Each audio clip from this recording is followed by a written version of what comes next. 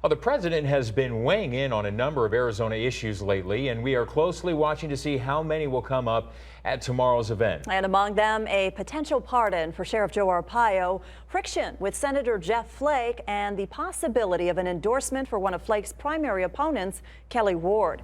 3TV's Derek Stahl sat down with a former state senator today, joins us live with what she had to say.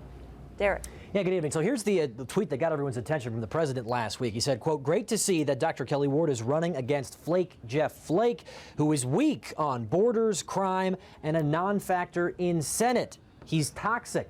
Well, that tweet seems awfully close to an endorsement of Ward. So I asked her if she'll be on stage with the president tomorrow.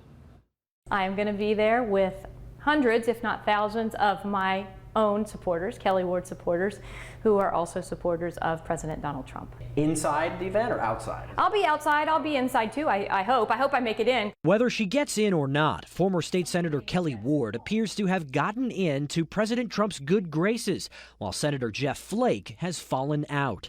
Flake criticized the president for not condemning white supremacy strongly enough in the aftermath of Charlottesville. What have you made of the president's statements, and have they been satisfactory to you?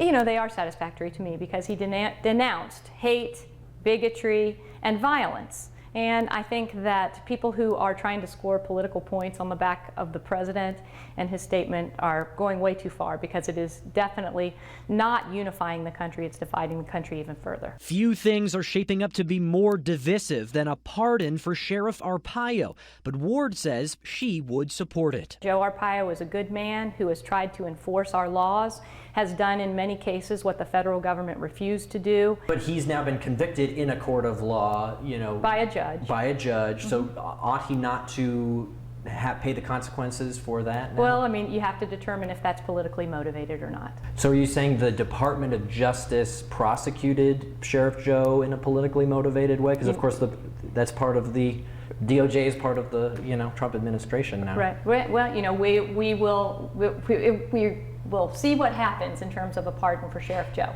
You know, I have no idea if that's going to happen, but I would be supportive of it happening. Derek Stahl, 3TV.